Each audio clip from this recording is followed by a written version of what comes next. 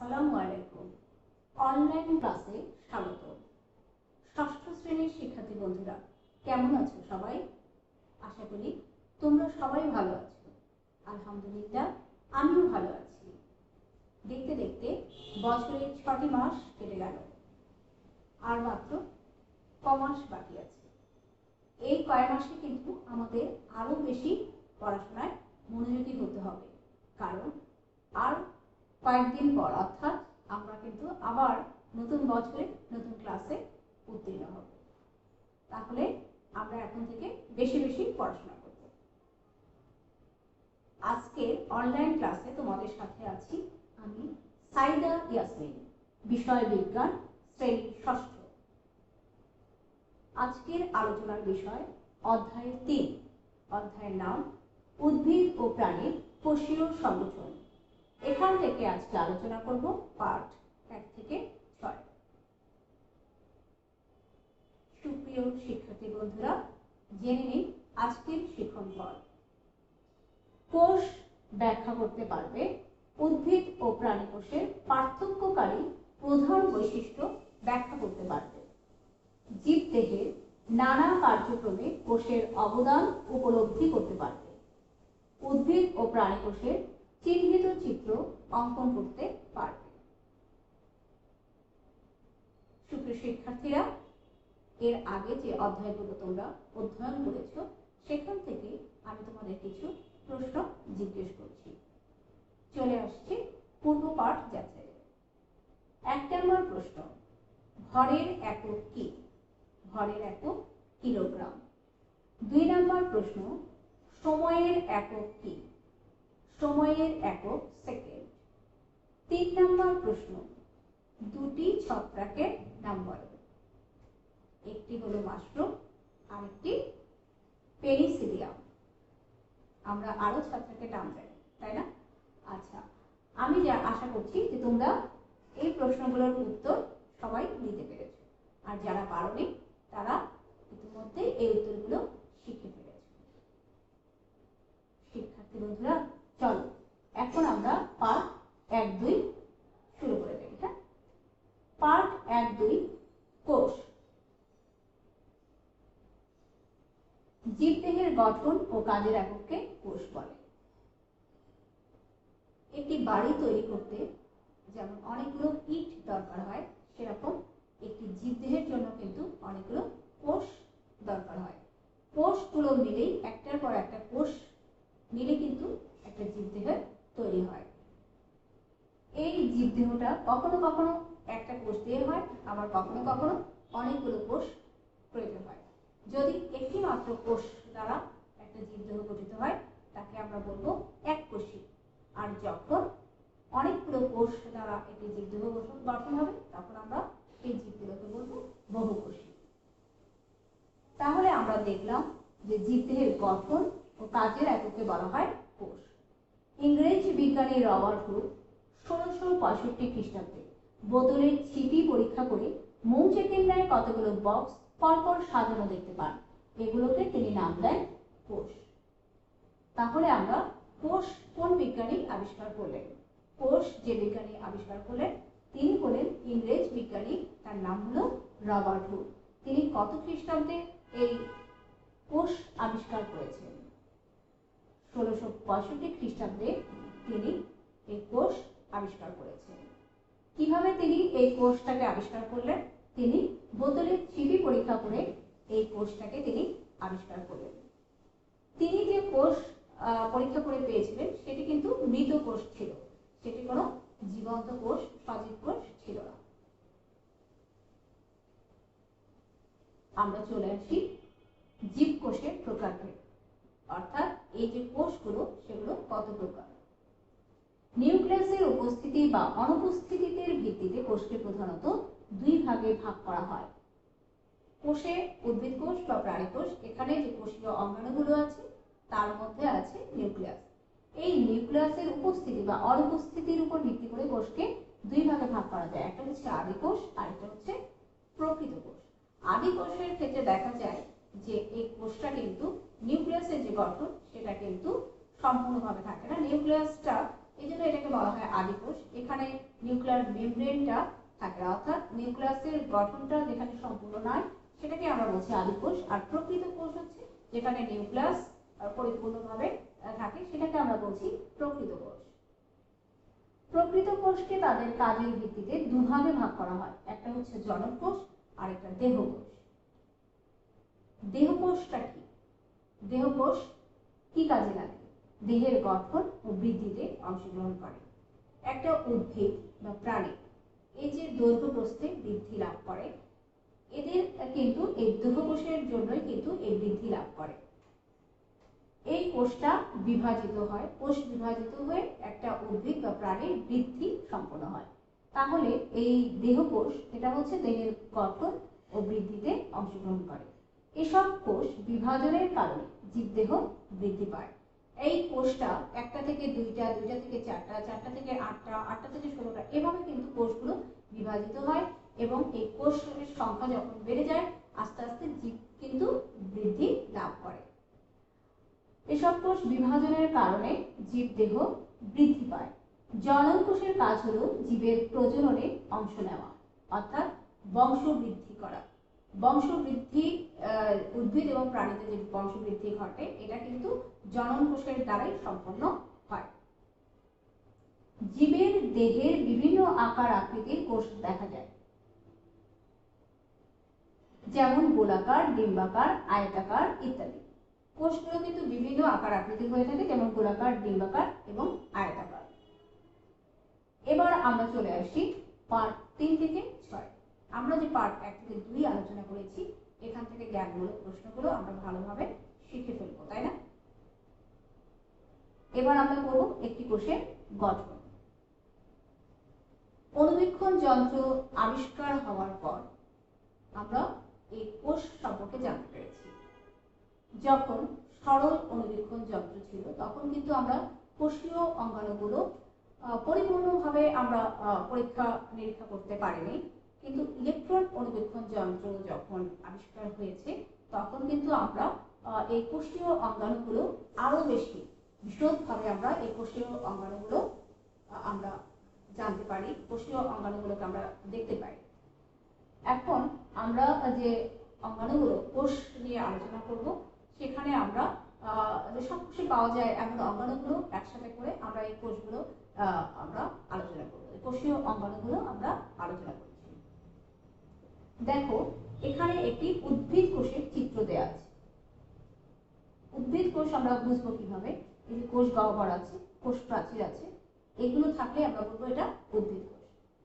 Plasma membrane, কোষ প্রাচীরে, এটা হচ্ছে কোষ প্রাচীর। কোষ প্রাচীরে যে পরের যে পর্দাটা আছে এটাকে আমরা বলছি প্লাজমা মেমব্রেন বা কোষ ঝিল্লি। এই যে এটা হচ্ছে কোষ ঝিল্লি বা প্লাজমা মেমব্রেন। সাইটোপ্লাজমের যে তরল পদার্থটা থাকে, তরল পদার্থ, সেটাকে আমরা বলছি সাইটোপ্লাজমীয় ধাত্র। এই তরল পদার্থটাকে আমরা বলছি ম্যাট্রিক্স বা সাইটোপ্লাজমীয় ধাত্র। নিউক্লিয়াসের উপরে হচ্ছে এন্ডোপ্লাজমিক জালিকা, এই অংশটাকে আমরা বলছি এন্ডোপ্লাজমিক জালিকা। এই এন্ডোপ্লাজমিক জালিকাটা দুই রকমের হয়ে থাকে, একটা হচ্ছে মসৃণ এন্ডোপ্লাজমিক জালিকা, আরেকটা হচ্ছে অমসৃণ এন্ডোপ্লাজমিক জালিকা। এটাকে আমরা বলছি নিউক্লিয়াস। কোষের এই অঙ্গাণুটির নাম হচ্ছে নিউক্লিয়াস। নিউক্লিয়াসের মধ্যে 4টা অংশ আছে, এই 4টা অংশ মিলে হচ্ছে নিউক্লিয়াস। নিউক্লিওলাস, নিউক্লিয়ার আবরণী, ক্রোমাটিন তন্তু, নিউক্লিওপ্লাজম। নিউক্লিওলাস এই যে অপেক্ষাকৃত ঘন, এটা উজ্জ্বল এবং ঘন এবং গোলাকার বৃত্তাকার একটা এখানে একটা অঙ্গাণু, এটাকে আমরা বলছি নিউক্লিওলাস। এই নিউক্লিয়াসটা যে আবরণী দ্বারা গঠিত তাকে আমরা বলছি নিউক্লিয়ার আবরণী। এর মধ্যে যে ক্রোমোজোমগুলো আছে এগুলোকে আমরা বলছি সুতার মতো যে অংশগুলো, সেটাকে আমরা বলছি ক্রোমাটিন তন্তু। এর মধ্যে যে ধাত্রটা আছে সেটাকে আমরা বলছি নিউক্লিওপ্লাজম। কোষের মধ্যে যে ফাঁক থাকে এটা হচ্ছে অন্তঃকোষীয় ফাঁক, অর্থাৎ এই অন্তঃকোষীয় ফাঁক এর মধ্যে কিন্তু তরল পদার্থগুলো একটা কোষ থেকে আরেকটা কোষের মধ্যে যাতায়াত করতে পারে। গলজি বস্তু, মাইটোকন্ড্রিয়া, একে বলা হয় শক্তির ঘর বা পাওয়ার হাউস। এখানে কিন্তু শক্তির সকল প্রকার বিক্রিয়াগুলো সংঘটিত হয়। এটা ক্লোরোপ্লাস্ট। উদ্ভিদের একটা বৈশিষ্ট্য হচ্ছে প্লাস্টিড। প্লাস্টিডের এক ধরনের প্লাস্টিড হচ্ছে ক্লোরোপ্লাস্ট। এই ক্লোরোপ্লাস্টের কারণে কিন্তু উদ্ভিদ সালোক সংশ্লেষণ প্রক্রিয়াটা ঘটায়, বা সালোক সংশ্লেষণ প্রক্রিয়া এই ক্লোরোপ্লাস্ট থাকলেই সালোক সংশ্লেষণ প্রক্রিয়া উদ্ভিদের ঘটে থাকে। অর্থাৎ এই ক্লোরোপ্লাস্টে কিন্তু সবুজ কণিকাগুলো ধারণ করে। লাইসোজোম, তাহলে আমরা একটি উদ্ভিদ কোষ সম্পর্কে জানতে পারলাম। এবার আমরা এই উদ্ভিদ কোষের যে অঙ্গাণুগুলো আছে এগুলো আমরা একটু দেখে নিই। কোষ প্রাচীর, শুধু উদ্ভিদ কোষে কোষ প্রাচীর দেখা যায়, প্রাণীর কোষে কোনো কোষ প্রাচীর নেই। এটি জড় পদার্থের তৈরি। কোনো কোনো কোষের প্রাচীরে ছিদ্র থাকে। দেখো যে কোষের প্রাচীরে যে ছিদ্র থাকে একে বলা হয় কোষ। প্রাণী কোষে কোনো কোষ প্রাচীর নেই, অর্থাৎ এই কোষ প্রাচীরটা শুধু উদ্ভিদ কোষের বৈশিষ্ট্য। যদি প্রাণী কোষে কোষ প্রাচীর থাকে, কোষ প্রাচীর প্রাণী কোষে থাকে না, এখানে শুধুমাত্র কি থাকে, সেল মেমব্রেন বা কোষ ঝিল্লি থাকে। এই যে কোষ প্রাচীরে যে ছিদ্রগুলো থাকে এদেরকে বলা হয় কোষ। কোষ প্রাচীর কোষের আকার প্রদান করে এবং ভেতর ও বাইরের মধ্যে তরল পদার্থের চলাচল নিয়ন্ত্রণ করে। এরা ভিতরের অংশকে রক্ষা করে। প্রোটোপ্লাজম, কোষ প্রাচীরের অভ্যন্তরে পাতলা পর্দা বেষ্টিত জেলির ন্যায় থকথকে আধা তরল বস্তুটিকে প্রোটোপ্লাজম বলে। কোষ প্রাচীরের অভ্যন্তরে পাতলা পর্দা বেষ্টিত, অর্থাৎ কোষ ঝিল্লি দ্বারা এটা বেষ্টিত থাকে। কোষ ঝিল্লি দ্বারা বেষ্টিত, কোষ প্রাচীরের পরে যে পর্দাটা থাকে সেটা হচ্ছে কোষ ঝিল্লি। এই কোষ ঝিল্লি বা প্লাজমা মেমব্রেন এই পর্দা দ্বারা বেষ্টিত থাকে, একটা নরম পর্দা। এটাকে বলছে জেলির ন্যায় থকথকে আধা তরল যে বস্তুটা থাকে সেটাই হচ্ছে প্রোটোপ্লাজম। একে জীবনের ভৌত ভিত্তি বলা হয়। অর্থাৎ বিজ্ঞানীরা মনে করেন এই প্রোটোপ্লাজমই মূলত জীবনের, অর্থাৎ জীবনের যদি সংজ্ঞাটা বলা হয় তাহলে বিজ্ঞানীরা বলেন এই প্রোটোপ্লাজমই কিন্তু আসলে জীবন। তাহলে এখানে দেখো যে একেই বলা হয় জীবনের একটা ভিত্তি। এর তিনটি অংশ থাকে, যথা কোষ ঝিল্লি, সাইটোপ্লাজম ও নিউক্লিয়াস। কোষ ঝিল্লি সম্পূর্ণ প্রোটোপ্লাজমকে ঘিরে যে নরম পর্দা দেখা যায়, অর্থাৎ প্রোটোপ্লাজমের চারপাশে যে একটা নরম পর্দা আছে, কোষ প্রাচীরের পরে যে পর্দাটা, সেটাকেই বলা হচ্ছে কোষ ঝিল্লি বা সেল মেমব্রেন। এটি কোষের ভেতর ও বাইরের মধ্যে পানি, খনিজ পদার্থ ও গ্যাসের চলাচল নিয়ন্ত্রণ করে। কোষের মধ্যে কিন্তু এগুলো কিন্তু কোষের এক একটা অংশের কাজ, তাই না? কোষীয় যে অঙ্গাণুগুলো আছে এদের কাজগুলো হচ্ছে, যেমন কোষ ঝিল্লি, এর কাজ হচ্ছে এটি হচ্ছে কোষের ভেতর বাইরের মধ্যে পানি এটা চলাচল নিয়ন্ত্রণ করে, খনিজ পদার্থের চলাচল নিয়ন্ত্রণ করে, গ্যাসীয় যে চলাচলগুলো আছে যেমন অক্সিজেন, কার্বন ডাই অক্সাইড ইত্যাদি ইত্যাদি গ্যাসীয় যে পদার্থগুলো আছে সেগুলোর চলাচলটা নিয়ন্ত্রণ করে। এরপরে আমরা চলে আসি সাইটোপ্লাজম। সাইটোপ্লাজমটা কি? প্রোটোপ্লাজম থেকে যদি নিউক্লিয়াসকে বাদ দেওয়া হয় তাহলে এরপরে যে তরল পদার্থটা থাকবে সেটাই হচ্ছে সাইটোপ্লাজম। এই তরলটা হচ্ছে অর্ধতরল। তাহলে আমরা দেখছি যে প্রোটোপ্লাজম থেকে নিউক্লিয়াসকে বাদ দিলে যে অর্ধতরল অংশটি থাকে তাকে বলা হয় সাইটোপ্লাজম। এর প্রধান কাজ হচ্ছে কোষের ক্ষুদ্র ক্ষুদ্র অঙ্গাণুগুলোকে ধারণ করা, অর্থাৎ কোষীয় অঙ্গাণুগুলো যেমন নিউক্লিয়াস, তারপরে গলজি বডি বা রাইবোজোম, লাইসোজোম, মাইটোকন্ড্রিয়া এগুলোকে কি করে? ধারণ করে। কিছু শারীরবৃত্তীয় কাজ এখানে সম্পন্ন হয়, যেমন সালোক সংশ্লেষণ, শ্বসন, এগুলো কিন্তু এই যে এই সাইটোপ্লাজমের মধ্যে যে অঙ্গাণুগুলো আছে, যেমন সালোক সংশ্লেষণটা ঘটে হচ্ছে ক্লোরোপ্লাস্টে, তারপরে মাইটোকন্ড্রিয়ার মধ্যে শক্তি উৎপাদন হয়, এই কাজগুলো কিন্তু এই সাইটোপ্লাজম মধ্যে সংঘটিত হয়। এবার আমরা চলে আসি প্লাস্টিড।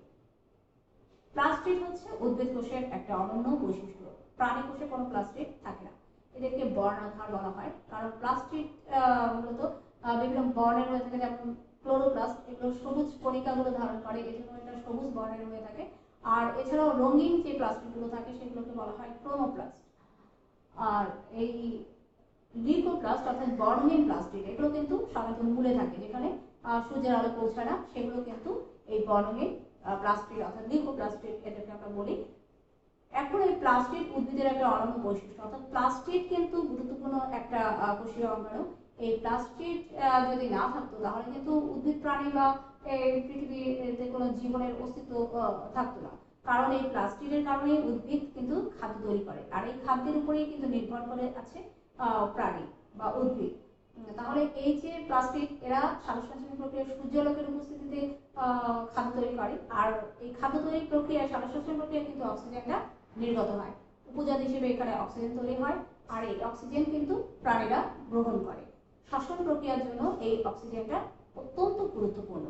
অর্থাৎ জীব কিন্তু এই অক্সিজেন ছাড়া জীবের অস্তিত্বই নেই, অর্থাৎ জীব বাঁচবে না যদি অক্সিজেন তারা গ্রহণ না করে। আর এই অক্সিজেনটা কিন্তু উৎপন্ন হচ্ছে কোথা থেকে? এই গাছপালা থেকে, কারণ প্রাণীরা কার্বন ডাই অক্সাইডটা ছেড়ে দেয় আর অক্সিজেনটা গ্রহণ করে। তাহলে প্লাস্টিকের যে ক্লোরোপ্লাস্টিক আছে, এই ক্লোরোপ্লাস্টিক শ্বসন প্রক্রিয়ায় খাদ্য তৈরি করে, শর্করা জাতীয় খাদ্য তৈরি করে। আর এখানে দেখো ক্রোমোপ্লাস্টিক, অর্থাৎ বর্ণযুক্ত যে প্লাস্টিকটা আছে এটাকে আমরা বলছি ক্লোরোপ্লাস্টিক। অর্থাৎ ফল, পাতা, কিছু কিছু পাতা আছে যেগুলো সবুজ নয়, সেগুলো রঙিন হয়ে থাকে, হলুদ, লাল, বিভিন্ন রঙের হয়ে থাকে। তো এই জাতীয় পাতা এগুলো কিন্তু ক্রোমোপ্লাস্টিকের কারণে কিন্তু এগুলো বর্ণযুক্ত হয়েছে। বা ফুল, ফল, এই যে বর্ণ, বিভিন্ন ধরনের বর্ণ, এই বর্ণের আকর্ষণে কীটপতঙ্গ, পাখি, তারপর প্রাণীরা কিন্তু ছুটে আসে, আর এদের জন্য কিন্তু পরাগায়ন অর্থাৎ উদ্ভিদের বংশ বিস্তারটা ঘটে থাকে। যদি এই ক্রোমোপ্লাস্টি না হতো তাহলে উদ্ভিদের বংশ বিস্তার হতো না, আর উদ্ভিদ বৃদ্ধি বা উদ্ভিদের বংশ বিস্তার না হলে আস্তে আস্তে উদ্ভিদগুলো কি হতো? বিলুপ্ত হতো। অর্থাৎ এই প্লাস্টিক কিন্তু অত্যন্ত গুরুত্বপূর্ণ। আরেকটা প্লাস্টিক আছে লিউকোপ্লাস্টিক, এখানে খাদ্যগুলো সঞ্চিত থাকে, উদ্ভিদের যে খাদ্য সেগুলো সঞ্চিত থাকে হচ্ছে লিউকোপ্লাস্টিকে। অর্থাৎ খাদ্য সঞ্চয় করে রাখাটাও কিন্তু প্লাস্টিকের একটা কাজ। এখন আমরা দেখে নেই যে এগুলোকে বলা হয় বর্ণাধার। সাধারণত প্রাণী কোষে কোনো প্লাস্টিক থাকে না। প্লাস্টিক উদ্ভিদ কোষের প্রধান বৈশিষ্ট্য। পাতা, ফুল বা ফলের যে বিচিত্র রং আমরা দেখি তা সবই এই প্লাস্টিকের কারণে। সবুজ প্লাস্টিক প্রধানত খাদ্য তৈরিতে সাহায্য করে। অন্যান্য রঙের প্লাস্টিকগুলো উদ্ভিদের বিভিন্ন অঙ্গকে রঙিন করে আকর্ষণীয় করে তোলে। বর্ণহীন প্লাস্টিক খাদ্য সঞ্চয় করে, অর্থাৎ আকর্ষণীয় করে, অর্থাৎ কীট পতঙ্গ, পাখি এগুলো কি হয়? ফুলের কাছে যায় এবং যার কারণে কি হয়? পরাগায়ন সম্পন্ন হয়। বীজ বা উদ্ভিদের যে পরাগ রেণুগুলো আছে এগুলো এক ফুল থেকে আরেক ফুলে চলে যায় এবং এখানে পরাগায়ন সম্পন্ন হয়, উদ্ভিদের বংশবিস্তার প্রক্রিয়াটি ঘটে থাকে। অর্থাৎ ফল হয়, ফল থেকে বীজ হয় এবং বীজগুলো ছড়িয়ে ছিটিয়ে আবার নতুন উদ্ভিদের সৃষ্টি করে।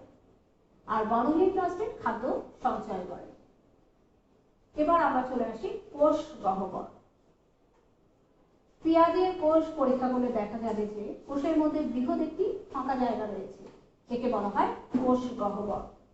অর্থাৎ এখানে দেখো উদ্ভিদ কোষ পরীক্ষা করলে কিন্তু আমরা কোষ গহ্বরটা পেয়ে যাব। উদ্ভিদ কোষের বৈশিষ্ট্যই হচ্ছে কোষ গহ্বর, ঠিক আছে? এটা দেখো যে পেঁয়াজের কোষ যদি আমরা পরীক্ষা করি বা যে কোনো উদ্ভিদ কোষ পরীক্ষা করি তাহলে দেখা যাবে যে কোষের মধ্যে একটা বৃহৎ ফাঁকা জায়গা আছে, সেটাই হচ্ছে কোষ গহ্বর। আর এই কোষ গহ্বর কিন্তু উদ্ভিদের একটা অনন্য বৈশিষ্ট্য। এটা প্রাণী কোষের মধ্যে কোষ গহ্বরটা থাকে না। প্রাণী কোষে যদি কোষ গহ্বর থাকে থাকলেও সেটা আকারে ছোট হয়। এখানে আমরা একটি চিত্র দেখতে পাচ্ছি, এটা পেঁয়াজের কোষের একটি চিত্র। এখানে দেখো এগুলো এক একটা কিন্তু কোষ। এই কোষগুলোর মধ্যে প্রত্যেকটাতেই এগুলো আমরা কোষ গহ্বরগুলো দেখতে পাচ্ছি। পেঁয়াজের এই কোষটাকে দেখো, এগুলো হচ্ছে এক একটা কোষ গহ্বর। নতুন কোষের গহ্বর ক্ষুদ্র বা অনুপস্থিত থাকতে পারে, কিন্তু একটি পরিণত উদ্ভিদ কোষে গহ্বর বেশ বড় হয়। যদি নতুন কোনো কোষ হয় সেই নতুন কোষটাতে কিন্তু এই গহ্বরটা ক্ষুদ্র হতে পারে অথবা নাও থাকতে পারে উদ্ভিদ কোষে, কিন্তু যখন পরিণত উদ্ভিদ কোষ হবে এখানে কিন্তু গহ্বর থাকবে এবং বেশ বড়। উদ্ভিদ কোষে অবশ্যই কোষ গহ্বর থাকবে। আর এই উদ্ভিদ কোষের কোষ গহ্বরটা থাকে বলে কিন্তু নিউক্লিয়াসটা উদ্ভিদের কোষের একটা পাশে অবস্থান করে। আর প্রাণী কোষে এই কোষ গহ্বরটা থাকে না, যার কারণে নিউক্লিয়াস কিন্তু কোষের কেন্দ্রে অবস্থান করে। একটি প্রাণী কোষে সাধারণত কোষ গহ্বর থাকে না, তবে যদি থাকে তাহলে সেটি হবে ছোট। কোষ গহ্বরে যে রস থাকে তাকে বলা হয় কোষ রস। তাহলে কোষ রস কি এরকম একটা জ্ঞানমূলক প্রশ্ন আসতে পারে, কোষ গহ্বরের ভেতরে যে রসটা থাকে তাকে বলা হয় কোষ রস। কোষ গহ্বর উদ্ভিদ কোষের একটি গুরুত্বপূর্ণ বৈশিষ্ট্য। অবশ্যই কোষ গহ্বরের গুরুত্বপূর্ণ বৈশিষ্ট্য, কারণ এখানে কি থাকে? কোষ রস থাকে। এবার আমরা চলে আসি মাইটোকন্ড্রিয়া। মাইটোকন্ড্রিয়া উদ্ভিদ বা প্রাণী এবং জীবের জন্য, হ্যাঁ, জীব বলতে আমরা উদ্ভিদ এবং প্রাণীকে বোঝাই। তাহলে এই জীবের যে মাইটোকন্ড্রিয়া এটা একটা গুরুত্বপূর্ণ অঙ্গাণু। এই মাইটোকন্ড্রিয়া কিন্তু শ্বসন প্রক্রিয়াটা এই মাইটোকন্ড্রিয়াতে ঘটে। শ্বসনের ফলে যে শক্তি উৎপন্ন হয়, আর এই শক্তি দ্বারাই কিন্তু উদ্ভিদ বা প্রাণী এই শারীরবৃত্তীয় যে কার্যক্রমগুলো আছে, জৈবিক যে কার্যক্রমগুলো আছে, যেমন চলন, রেচন, প্রজনন, বৃদ্ধি, এগুলো কিন্তু খাদ্য গ্রহণ, এই প্রক্রিয়াগুলো যে আমরা করি বা আমাদের মধ্যে যে প্রক্রিয়াগুলো চলে, বিভিন্ন ধরনের বিক্রিয়া গুলো হয়, আর আমরা যে শারীরবৃত্তীয় কার্যক্রমগুলো ঘটাই, সেগুলো কিন্তু এই শক্তির দ্বারাই সম্পন্ন হয়।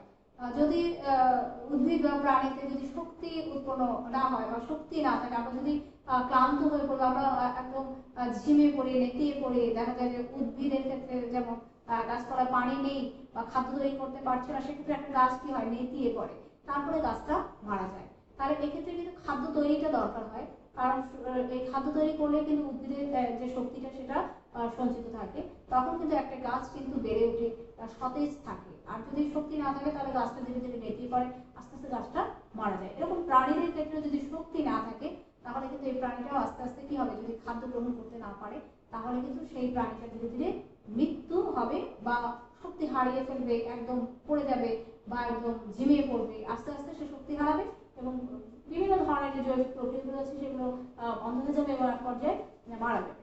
তাহলে এই প্রাণীর জন্য কিন্তু শক্তিটা অপরিহার্য, আর এই শক্তি কিন্তু যে শক্তি উৎপন্ন হয় সেটা কিন্তু মাইটোকন্ড্রিয়াতে হয়ে থাকে। এই জন্য একে বলা হয় শক্তি ঘর বা পাওয়ার হাউস বলা হয়, বা বলা হয় শক্তি উৎপাদন কেন্দ্র।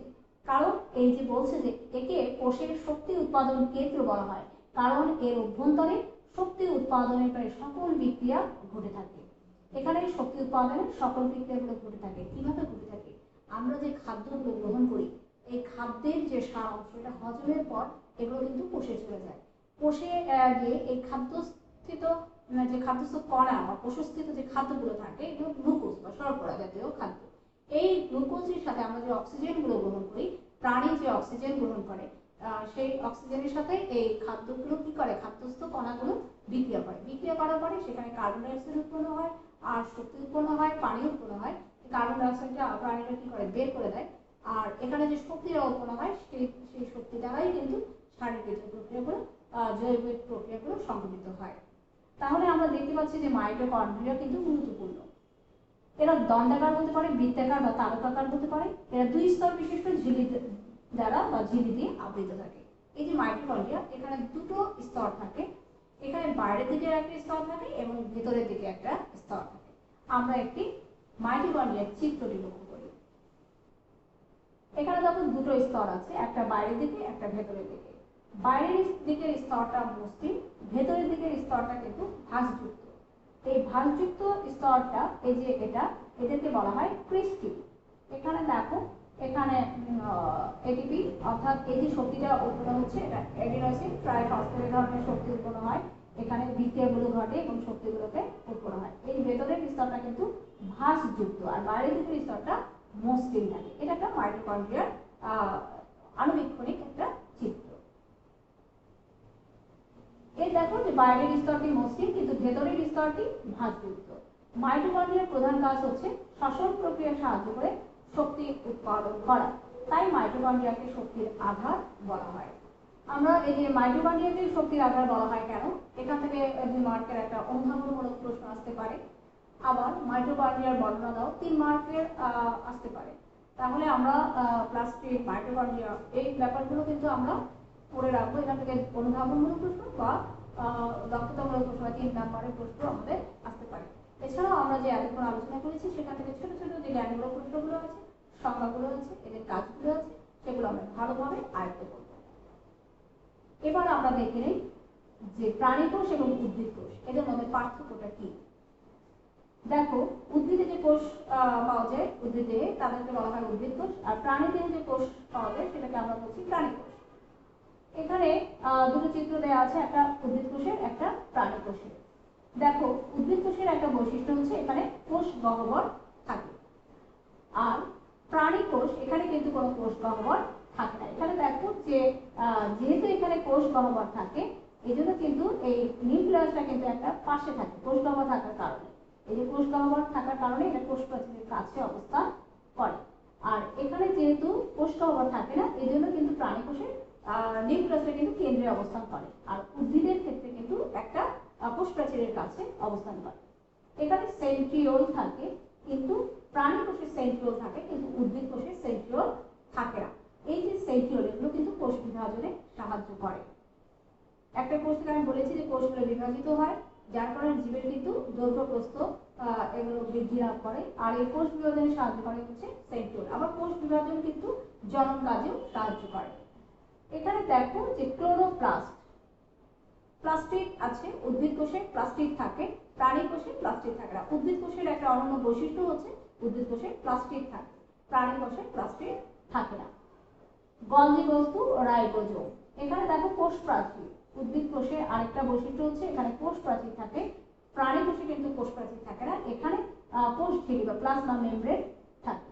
তাহলে আমরা উদ্ভিদ কোষ এবং প্রাণী কোষের পার্থক্যগুলো জানতে পারলাম। শিক্ষার্থী বন্ধুরা, আমরা চলে আসি এবার পার্ট 1 থেকে 6, অর্থাৎ অধ্যায় 3 যে পার্ট 1 থেকে 6 করেছি, কতটুকু আয়ত্ত করতে পেরেছো তার উপর কিছু প্রশ্ন জিজ্ঞেস করি। চলে আসি আমরা পার্ট মূল্যায়নে। 1 নম্বর প্রশ্ন, কোষ কি? জীবদেহের গঠন ও কাজের এককে কোষ বলে। 2 নম্বর প্রশ্ন, সাইটোপ্লাজম বলতে কি বুঝো? প্রোটোপ্লাজম থেকে নিউক্লিয়াসকে বাদ দিলে যে অর্ধতরল পদার্থটি পাওয়া যায় তাকে বলা হয় সাইটোপ্লাজম। সাইটোপ্লাজমের মধ্যে যে কোষীয় অঙ্গাণুগুলো থাকে সেগুলো আমরা বলি সাইটোপ্লাজমীয় অঙ্গাণু। 3 নম্বর প্রশ্ন, দেহকোষ কি? দেহের বৃদ্ধি এবং গঠনের জন্য যে কোষগুলো রয়েছে তাদেরকে বলা হয় দেহকোষ। অর্থাৎ যে কোষগুলো দেহের বৃদ্ধি এবং দেহের বৃদ্ধি ঘটায় তাদেরকে আমরা বলছি দেহকোষ। সুপ্রিয় শিক্ষার্থী বন্ধুরা, চলে আসছি বাড়ির কাজ। আজকে দেখো আজকের বাড়ির কাজটি কি? আজকের বাড়ির কাজ হচ্ছে অধ্যায় 3। এখান থেকে অধ্যায় 3 থেকে পড়বে পার্ট 1 থেকে 6। এখান থেকে আমরা আলোচনা করেছি কিন্তু জ্ঞানমূলক প্রশ্ন, অনুধাবনমূলক প্রশ্ন, এবং এখান থেকে আমরা দক্ষতা, উচ্চতর দক্ষতা চিত্রগুলো ভালো করে শিখবো এবং আমরা এগুলো ভালো করে আয়ত্ত করবো, সংজ্ঞা, তারপরে প্রশ্নগুলো দেখবো। আর এখান থেকে আমরা বানানগুলো ভালো করে লিখবো, আমাদের যেন কোনো ক্রমেই বানানগুলো ভুল না হয়। আর আমরা যদি কম লিখি তাহলে কিন্তু আমাদের হাতের লেখাটা কি হয়ে যাবে? আমাদের হাতের লেখাটা আগের মতো আর থাকবে না। এই জন্য আমাদের যেন হাতের লেখাগুলো ভালো হয়, এই জন্য আমরা বারবার কিন্তু লিখবো। তাহলে আজকের বাড়ির কাজটি লিখে ফেলো, অধ্যায় 3 পার্ট 1 থেকে 6। ভালো থেকো, সুস্থ থেকো, আল্লাহ হাফেজ।